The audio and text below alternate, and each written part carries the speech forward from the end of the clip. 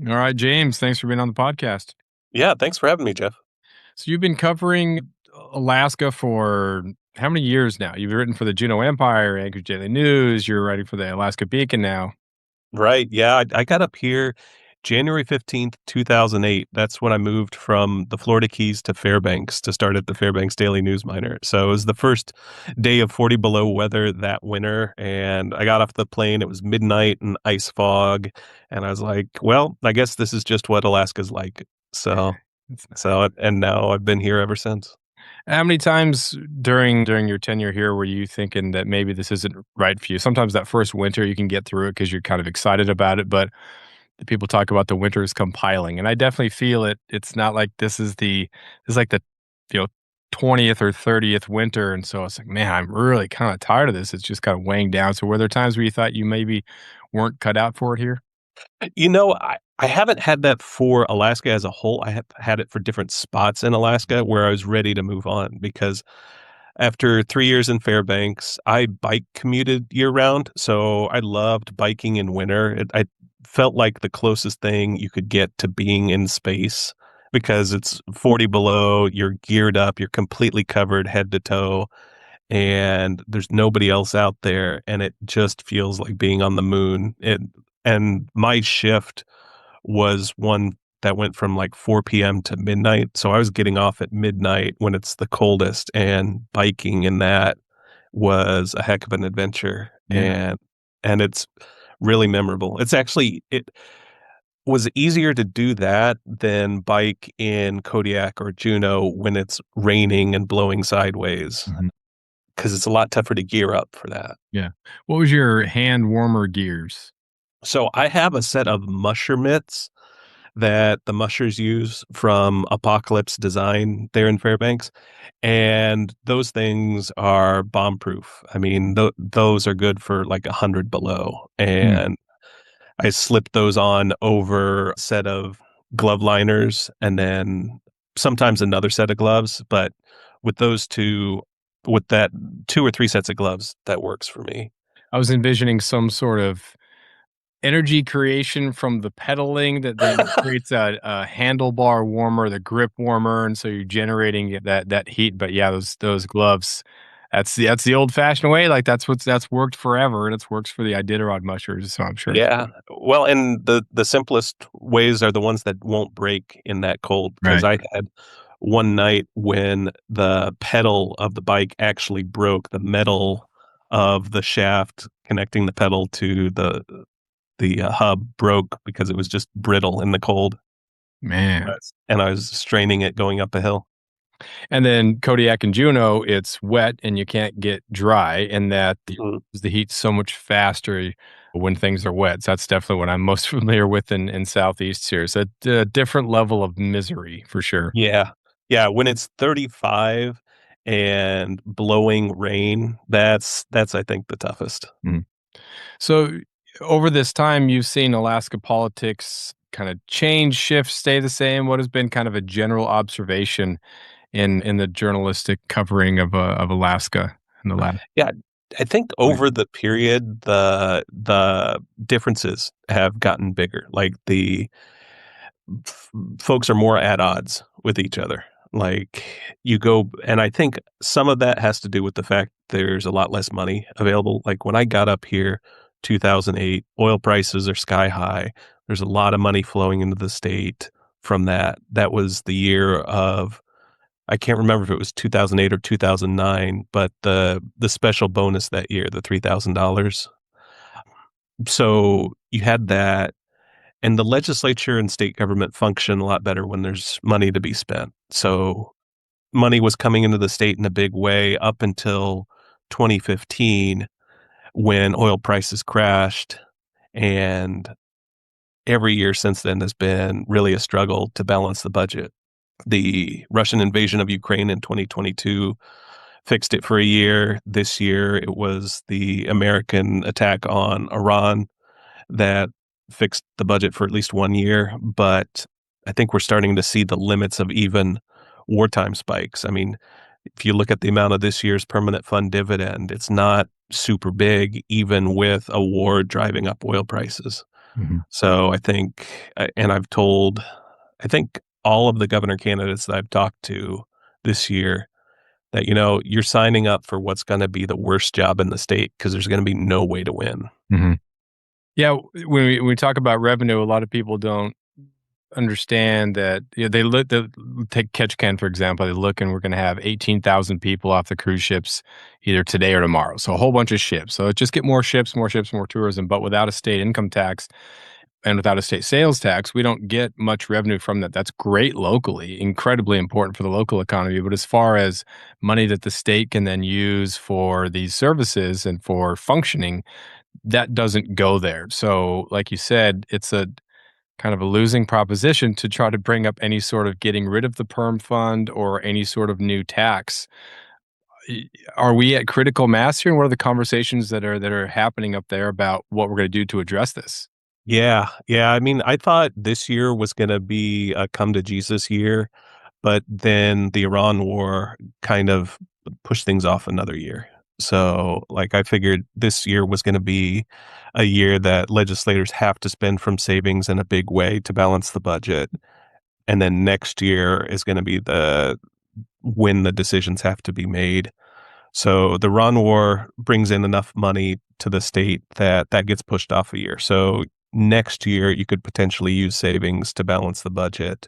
Maybe the year after that, but beyond that, the state's going to have to come up with something, either big new taxes or huge budget cuts, probably enough that you'd see a bunch of lawsuits saying that the state is failing to meet its constitutional obligations. Hmm. We've already seen one of those for education that's percolating its way through the system, but we'd probably see even more in a couple years. Mhm.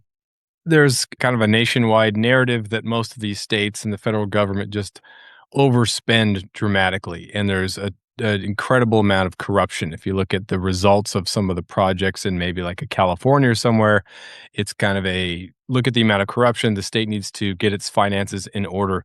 It doesn't seem that Alaska is big enough where there's enough to have that level of corruption. It seems like we're definitely at bare bones. So people who try to apply the state is just overspending and needs to be more financially responsible. Seems like the last 10 years the belt has been tightening and tightening and tightening, and there really isn't waste in the way that people think about a lower 48. So if you're an Alaska resident and you think, well, the state just needs to spend less money or needs to be better with the money, is that really is that a conversation that can be had now, or most people agree that we have cut as much as we can cut, and we need to look at other alternatives? I think the argument right now is that we've actually cut too much. Hmm. We have more than $1 billion closing in on $2 billion in maintenance at schools, public buildings, public facilities across the state that hasn't been done that needs to get done, or these buildings are going to start falling down. I mean, you're seeing that with Mount Edgecombe boarding school in Sitka, where they have rats running around and like rotten mattresses, and the buildings are literally rotting around the students. And rural schools, we're seeing that in some rural schools where roofs are leaking and not getting repaired. These are the kinds of things that we're going to start to see even more of because there's such a big backlog of maintenance projects across the state because they haven't been funded. Mhm. You're also seeing that with the number of vacant positions in state agencies. And that's something that you don't get to see every day immediately, but it has big effects. So, for example, right now, the legislature is debating a tax break for the proposed Trans Alaska natural gas pipeline. The problem is the Department of Revenue is so understaffed that they can't get legislators fast information about the effects of different ideas, different modifications to that tax break. And so this tax break's needed to boost the pipeline, but legislators can't get the data they need to figure out what the right tax break would be. So you might see that's contributing to the slowness in considering that tax break. Mhm. And so, like, that's some of the effects that we're seeing is that things have been cut so far and are so understaffed that we're seeing all kinds of problems. And that's going to be an issue for the next legislatures, the next governor, is that they're in a position where things have probably been cut too far. Mm, And if people want to make big cuts, you probably could, but not big enough to balance the budget on its own. That's the mm, thing. I mean, we're looking at maybe a $500 million deficit if oil prices go back to the way they were before the Iran war. And at that point, that's bigger than the budget for the state's prison system. For example, you could release every prisoner, close down every prison, still wouldn't be enough. You could close down the entire University of Alaska, all campuses, everything. It still wouldn't be enough. And that's the level we're talking about. mm. Even if you eliminated the permanent fund dividend entirely, that saves you maybe, I mean, this year maybe 750 million, so that balances the budget for a year, but it doesn't fix all the problems in the long term. Mhm.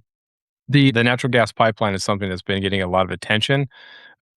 What impact you just said that, like, we don't know exactly for sure, but what are some of the theories about if this were to be built and come online, when would we potentially start feeling the positive impact of that? And you mentioned the tax break. Obviously, there has to be an incentive for the corporation to build it. If it's not going to be worth the investment, they're not going to do that. But how to make this a good environment or incentivize them without it being too close for Alaskans or too much of a break, a tax break for Alaskans. So can you give me a little bit of a Yeah, 101 version of the gas pipeline?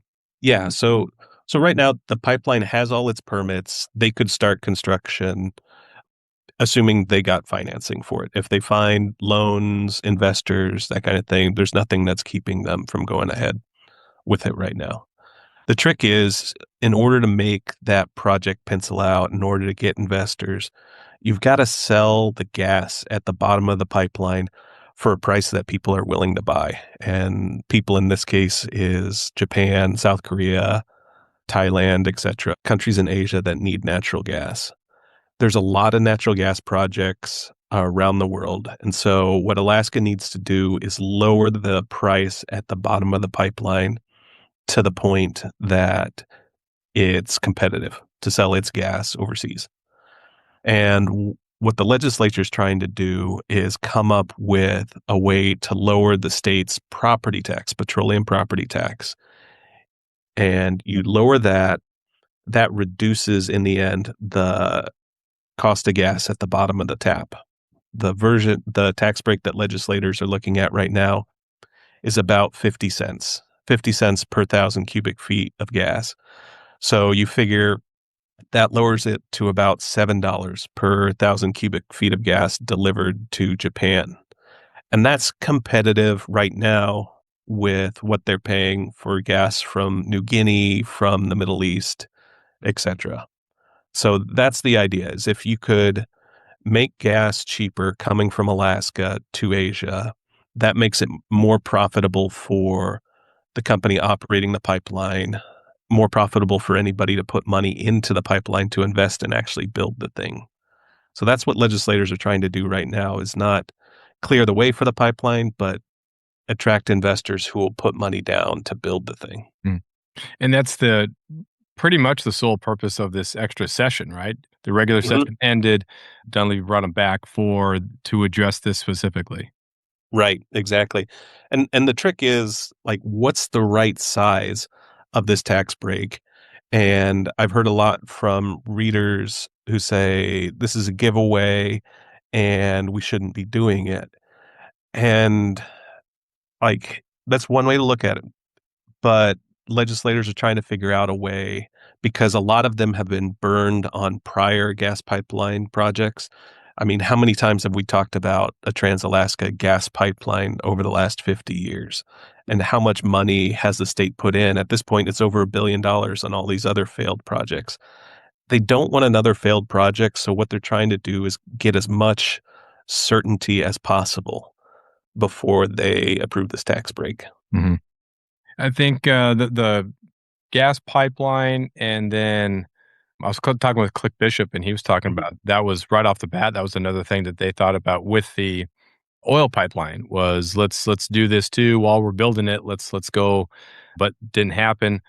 Also see a lot of it with Pebble, and that's a whole different thing, but the Pebble mine, people are still investing in the potential of there one day being a mine, and it's crazy the amount of people that, think that there is enough of a potential for that. Is that something that's being discussed whatsoever? Is that kinda off on the back burner, or is there legislation No, behind Pebble is pretty much dead at this point. It'll take a they're they have a court case right now going on in federal court, and that would be to just revive it to a point where you could even think about reviving it. Pebble's dead right now. There's a couple other gold mines, though, that are advancing. Donlin in Southwest Alaska is moving along pretty well. That's one to watch. And there's a few others as well across the state, some in Southeast as well. it? How has that conversation evolved since you've been here? Because obviously Alaska is very dependent on resource use, but then also tourism is massive, and people don't want to come up here to see clear cuts and the fishing industry is massively impact if you have a mine upriver. So how has that conversation evolved, stayed the same, give and take over the last 20 years? Yeah, it's pretty much stayed the same. Mining doesn't pay very much in the way of taxes at all.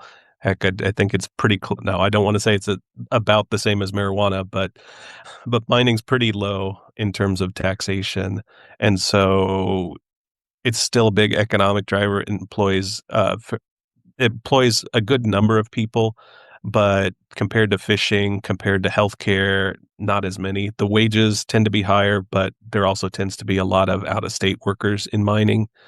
So it's gone up and down, but stayed pretty constant. Mhm. Out of state workers and then out of country organizations, these corporations that are foreign corporations that want to do the mining, how does that impact the revenue that Alaska would get from these projects? Honestly, it doesn't. Alaska doesn't have a state income tax, so any wages just get paid, and Alaska doesn't collect any money from these guys, at least the state treasury.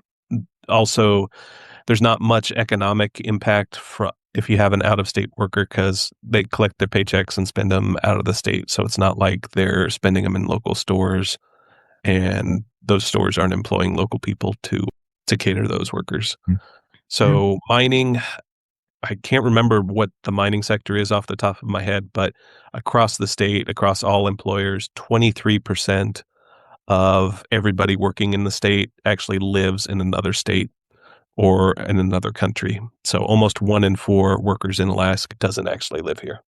I think it's one of the main talking points. And one of the things that, in my eyes, the a foreign mining company just seems, I don't know, it's almost offensive because it's not even like an American company that's going to be doing this. If we're going to be trading, habitat, ecology, fish, or whatever the trade-offs that come with that, it would be nice if it was an American company. But if it's not, then that's a talking point that's worth mentioning. But as you said, it doesn't really impact financially much because we don't have a state income tax. Mhm. Yep, and the mining taxes are so low anyway that it's pretty much a non-factor. Mhm. Have there been conversations about income tax? If there was a state income tax, then we could capture at least some of that, and there would be taxes on the wages, or is that kind of a non-starter? People don't want to talk to it, especially about talk about that in an election year. Has there been much conversation about an income tax? Not much. There's been some, but it hasn't gotten anywhere significant. We haven't seen a income tax even pass out of a single committee. There have been legislators who have at least proposed them. Generally, though, the hasn't been much movement on it. Hmm. What do We've you seen think? some. Oh, go ahead. No, go ahead. You finish that thought. I was going to say we'd seen some sales tax movement and discussion, but sales tax tends to penalize poor people more than rich people, and so generally you see opposition based on that. And so while a sales tax is occasionally moved from committee to committee, we haven't seen one come up to the vote of the full Senate or the full House even. Mhm. And Anchorage does not have a sales tax, correct? Correct. But Homer is somewhere in on the peninsula there, I thought had a 7.5% sales tax or something. So that's local. So if you were to even put a point 0.5 state sales wide tax on top of that, those people would be taxed 8%. You go to Anchorage and it's point 0.5. Come down Right. here and it depends on if it's summer, we have a higher tax than we do during the winter. And so there's ways to try to capture that locally. But again, there's nothing. So that'd be a huge burden to those places that are already taxed. Right. Sales taxes have traditionally in Alaska been municipal. So that's how your cities and boroughs make money, that and local property taxes. So if there's a statewide sales tax, that hurts your cities and boroughs at the expense of the state. And then perm fund, either the dividend or what to do with the fund itself. I know one of the philosophies is if we get the perm fund to a number that would allow us to afford everything, we wouldn't have to cut. We could keep the dividend, we could keep everything else, but we just got to grin and bear it for now until we get to that magic number of 100 billion or whatever it is. Is that something that is a realistic? Are people thinking, yes, we can do that? Is that something that people are campaigning on, or is that an idea, or is that just because the perm fund is at like 80 some billion right now? So it's not just a matter of, hey, let's just make more money in the stock market. Let's just increase the fund by $20 billion. Like that's pretty crazy for an actual solution. But is that something that people are talking about? I mean, it's one of those things that it'd be nice to have. I think if they could do it, it would have been done already Right. because that's really the easiest solution to the state's finances. Because the permanent fund right now, the annual transfer from the permanent fund to the state treasury is the number one source of revenue for dividends and services right now. It's bigger than oil, it's bigger than every other tax combined. Even in a year like this one where we're seeing a bunch more money come from the Iran war, it's still more than 50%. So you my general rule of thumb is 60-30-10, where 60% comes from the permanent fund, 30% from oil, 10% from everything else. Hmm. And the that's just the rule of thumb. The actual percentages will change from year to year. But that's why the permanent fund's so important is that most of what we see in the state, most of our services get paid for with the investments of that fund. Mhm. And so, like, even if you got it up to 100 billion, that's maybe $5 billion a year for the state treasury, and that's not enough to meet the demand for services, for school repairs, for dividends. So you'd have to get it really up high, like you're talking 150 billion if you wanted the permanent fund to pay for everything. Mhm. As far as getting information out there, obviously since 2008, we've seen the rise of social media. So, Mhm. are you seeing as a journalist that fewer people are being educated on these issues journalistically and are more this is kind of Facebook propaganda type stuff? And how has that impacted how the elected officials are kind of targeting ideas or audiences or voters? Because if you get your information off your little Facebook soundbite or TikTok, you're getting a misrepresentation of a lot of very complex issues. So how has the consumption of news changed since you've been up here? Yeah, I've definitely seen more people turn to social media. That's part of national trends. I think that you tend to see more people listening to what they want to hear rather than like a general perspective of what's going on because social media algorithms will steer you towards what'll keep you engaged. And so you'll get a lot more comforting lies or comforting misinformation from social media than anything else. And you can get wrapped up in that blanket and or even get presented with things that'll get you angry without getting you informed. So I think the algorithms behind social media are a big problem right now in that it those want you to stay engaged and stay tuned in and don't really care if you're informed or not. Mhm. How has that or has it impacted how you write or how you report? I mean, I've actually used social media less because I found it less helpful over time. Like I have a Facebook page, but simply so I can reach out to people, but I don't use it to share because Facebook suppresses news content. I used to be active on Twitter, but not anymore because it now suppresses news content and is overrun with bots and inauthentic accounts. So I don't find it useful. Mhm. And so anymore, I've really dialed back on social media just because I don't find it useful in terms of news anymore. What about online reading and research? It's so much nicer, and I can't imagine covering stuff in the old days when you had to, go to the library, the microfiche, or where, however you got your background research. So now it's much easier to research, old articles, things like that. So how has maybe the internet been a positive in covering these things journalistically? Yeah, one thing that's really been helpful is automatic transcription things. So I can record a meeting, the audio from that meeting, plug it in a transcriber, and it delivers me a transcript of what everybody has said without me having to re-listen to that recording and type out everything myself. And that's been a big help because if there's a particular subject and there's 6 or 8 legislative meetings all put together, I can have transcripts for each of those 6 and 8 and search for a particular topic across those transcripts, and it'll show me each time it was brought up, and I can focus in on that if I'm reporting about a particular subject. Mhm. So, like, right now, I'm writing about how much the state of Alaska might invest in the gas pipeline project. There's been going on, like, at this point, 4 months worth of hearings about this topic and dozens of meetings about it. And I have all these transcripts, so I can search through them and see each time it was brought up, each time it was discussed, and what people said at that point.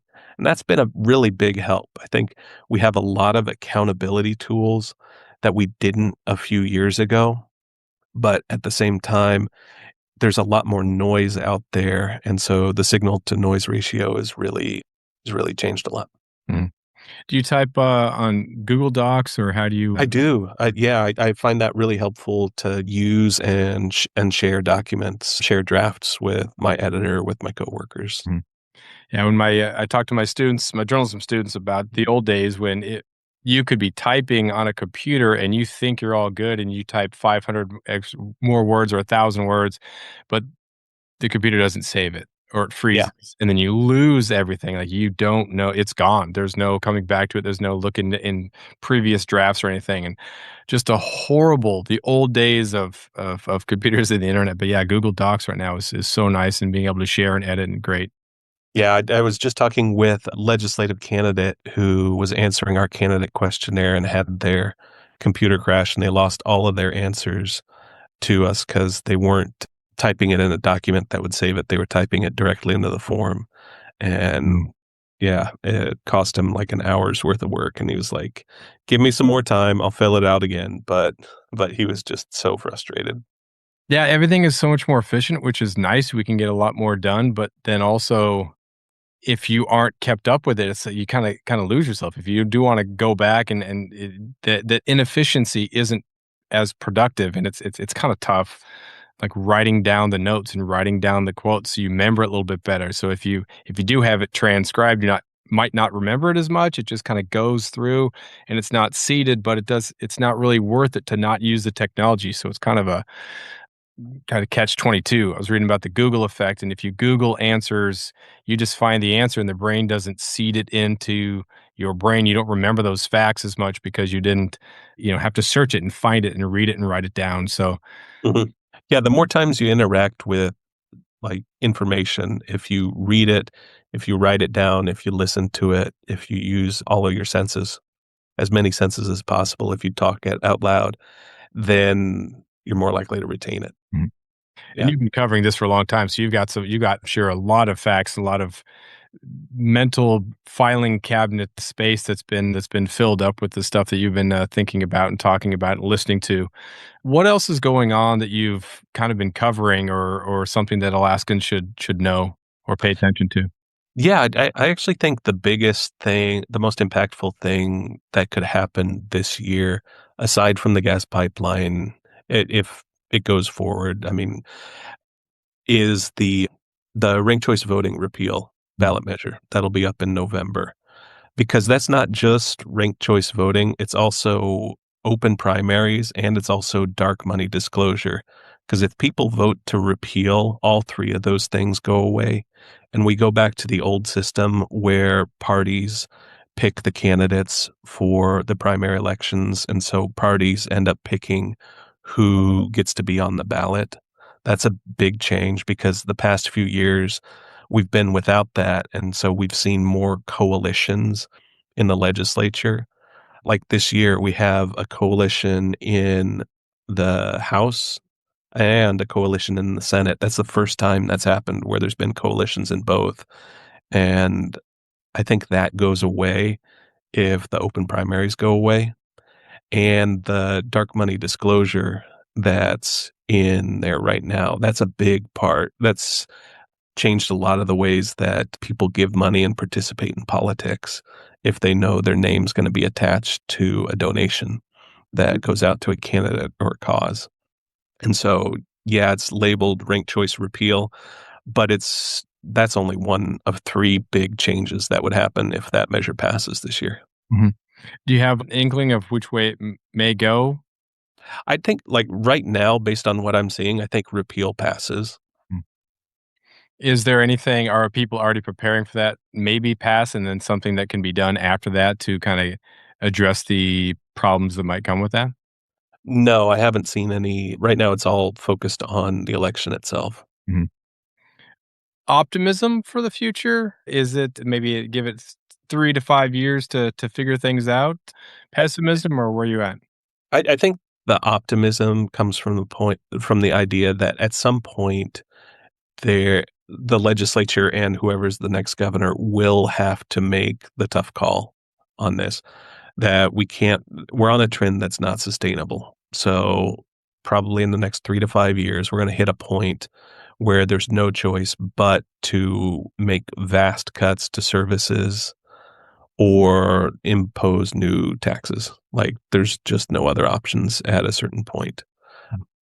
Like, first, assuming there's not a continued war in the Middle East and oil prices stay relatively low, we're gonna burn through savings first, and then we may burn through the spendable part of the permanent fund. That's $11 billion. And if that happens, then we're in a real crisis because we'll lose out on that annual transfer from the permanent fund to the state treasury. That's 60% of the state revenue gone.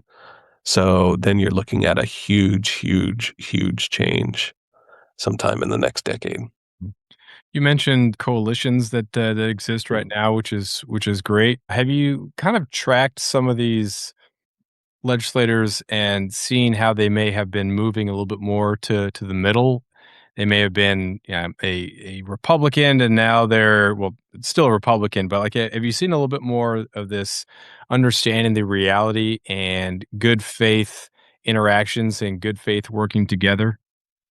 I to a point, I will say though that like you called coalitions great, and there's also a big drawback to them in that in order for a coalition to survive, it also needs to avoid taking up particularly controversial topics No, that could right. split the coalition. So, like, as a if you have a big majority of Republicans or a big majority of Democrats in the House or Senate, those folks are gonna be able to take more drastic actions, bigger actions than a coalition will, because a coalition's gonna be constrained by its membership, and so, like, the amount of overlap might be pretty small. And so, you're not gonna see big action on from a coalition usually. So, I will say that. And so, like, while a coalition might be able to work together and find compromise, unless everybody's bought in, you can see inaction. So, like, right now, the governor is a very conservative Republican. He has strong opinions on a variety of subjects. He's at odds with both the coalitions in the House and Senate. He's vetoed more than 1 in 4 of all the bills that the legislature passed this year. And so that means there's no progress on a lot of different topics. So if you want progress, if you want lots of action, you'd want a supermajority of either Republicans or Democrats because they're all in line, they'll all act very quickly. Might not be an action you agree with, but there'll be action. Mm. And that's what we saw in the early 2000s when there were Republicans all aligned. And so we saw lots of bills being passed, lots of laws, lots of action. And so right now we're in a situation where there's not a lot of action and it's tough to take big action like on this gas pipeline. Mhm. What about trawl? Has there been much discussion about Mhm. trawl and banning trawl versus reducing bycatch, things like that? So what's been Yeah, said there? lots of talk, but that's not really it's not really a state issue. It has to be taken up on the federal level Mhm. because there's only 2 trawl fisheries in state waters, one in Prince William Sound, one in the Aleutians, Bering Sea, Alaska Peninsula area. Neither of them have very many boats, so the state can only regulate those. Anything more than 3 miles offshore is federal waters, and that's where most of the trawling comes from, and you'd need to see action at the federal North Pacific Fisheries Council for that to happen. Alaska gets to appoint members to that council, and so what you could see is the legislature or governor mandating anti-trawl people on that council to get voices, but you'd have to see congressional action really for anything particularly substantial. Any state action would be slow, incomplete on trawling. Mhm. So we've talked trawling, we've talked gas pipeline, we've talked a little bit about Pebble and taxes, oil. What else is on the radar? So those are the big things right now. Everybody's waiting to see who the next governor is in the legislature. There's a lot of things that have been deferred action because they can't get them through Dunleavy's veto. So they're going to wait and see who it is. Right now, there's 17 candidates on the ballot. We have the August primary. Everybody gets to pick one candidate. The top 4 vote getters advance to November. Right now, it looks like it's Tom Begich, Dave Bronson, Bernadette Wilson, and Jonathan Christ Tompkins. We're still a month out, so that top 4 could change. Click Bishop is, like, right now on the outside looking in. That could change depending on how the campaign goes in the next month. So we'll see where that lands, but I think whoever the next governor is will have an awful job. It's probably a no-win job, but is gonna be in a very influential position. Mhm. What about nationally? What have you kind of seen? I know you kind of focus on the state level stuff, but anything about national and how does that maybe impact statewide elections? Yeah, it's odd in a sense that we've got a really crowded governor field and a not so crowded US House and US Senate race. So in the US Senate race, it's pretty much down to Mary Peltola and Dan S. Sullivan. We'll get both Dan Sullivans will probably make the top 4 simply because of all the attention that's been put on them, and then, there'll be a 4th wild card candidate out of the crop of people who are running. But Mary Peltola and incumbent Dan are seem to be pretty close together, and we'll see how that plays out. It's too early to tell. In the House race, there's 3 strong candidates: incumbent Nick Begich, the Republican. We have independent Bill Hill and Democrat Matt Schultz. Those 3 are the 3 strongest, and then there's a bunch of smaller candidates, less known. One of them will make the cutoff, probably the Libertarian in that race, but it's too early to tell. And then we'll see who pulls out from that. I wouldn't be shocked to see after the primary either Bill Hill or Matt Schultz withdraw and throw their support behind the other guy in order to concentrate against Nick Begich. But I do think that all the polling I'm seeing indicates that even though nationally Democrats seem to be riding high, Nick Begich seems to be doing pretty well in polling. Still too early to tell, but he's been really productive in terms of the number of bills that he's passed through Congress. He may actually get the record for the most ever by a freshman legislator in the history of the US House of Representatives, Mhm. which would be a heck of an accomplishment. None of the bills are particularly huge or impactful that he's sponsored, but they've all met the needs or requests of different people across the state, tribes here in Southeast who were seeking land allotments, that kind of thing. Mhm. So that'll be interesting to watch as well. Has he been fairly bipartisan, or how is No, but he's been effective in using the Republican majority in the House in a way that a lot of his colleagues haven't been. And he's also been helped by the Republican U.S. Senators Lisa Murkowski and Dan Sullivan. So if Begich can get a bill through the House, chances are that the Senate will be able to pick it up and run with it as well. Mhm. Anything else gonna be on the ballot this fall that you're looking at? Yeah, so we've got the ranked choice repeal measure in November. We've also got a measure about non-citizens being banned from voting in Alaska. That's already a law. It's duplicative of existing law, but there is a big national pro-Trump billionaire who is trying to pass similar ballot measures in every state. So he's done it here. It's the owner of Uline, the office supply company. He's been a big donor to Trump and Republican causes nationally. And so he's paying for this ballot measure here in Alaska. You can expect to see that in November. The big one in August is a campaign finance ballot measure that would limit the amount of money that individuals and groups are allowed to give to candidates in the state. Alaska hasn't had a limit on financial donations since 2021 when a federal appeals court struck down Alaska's limits. So people have been able to donate unlimited amounts of money directly to candidates. This ballot measure would reimpose some limits and then adjust them for inflation going forward to get around that court ruling and address the problems that the judges found in that case.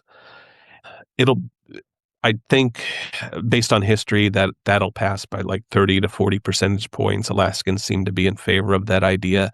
I haven't seen a lot of campaigning on it or polling on it, but just for the sake of history, just based on historical experience, I think that'll pass handily and we'll see new limits after this election cycle. People will still be able to donate unlimited amounts of money to third-party groups that can run campaigns independently of a candidate. That's a federal issue through Citizens United, and the state can't really address that yet. But at least for state elections and donations directly to candidates, the state could end up limiting that. Hmm. So after you get your work done, you get your article written or your other piece written, posted, what do you do to kind of do you go for a walk to walk it off? Do you ride the bike? What do you do to kind of decompress? Jeff, I have 3 kids under 3. I don't decompress. Yeah, yeah, that's makes That's true. Yeah, uh, at this point, work is relaxing compared to that. yeah, we have a super sweet, almost 2-year-old, and but she's not always sweet, Oh, especially when no. she's crying at midnight for no reason or 1 a.m. for no reason. It's pretty wild. But Yeah, how yeah, do you like, 'cause she won't let you won't let her pick up 18 rocks and put them in her pockets. No, no, she definitely likes that. Oh, She yes, yeah. likes that for sure, which is great. She puts salmon berries in the pockets too. Oh, yeah, yep, Mommy yep, sometimes forgets. we've been Uh, going out each evening to see which berries are ripe now. So, yeah. it's It's that funny, simple. she's indiscriminate. She sees that a salmon berry that's yellow can be good, orange can be good, red can be good, and so she'll look at a strawberry that's green and think, "Oh, this is fine, it's a strawberry," so she'll No. pop in green strawberries and like they're nothing. I don't Oh, know. It's ugh, it's incredible that she doesn't pick up, "Hey, this is a bad thing. I need to wait till they're red," but yeah, I don't know. Almost 2-year-olds, that's the way it is. it is. Uh, Very much is. well, thanks for being on here. I really appreciate the insight. Good to talk with you. Yeah, thanks for thinking of it, Jeff, and thanks for having me. Thanks for listening. Please like and share. If you found today's conversation useful, you can go deeper with my writing on Substack. That's where I expand on these ideas from the show, share essays, reporting, and things I'm thinking about in real time. You can find it at From the 49th on Substack. Thanks again for listening, and I'll see you next time.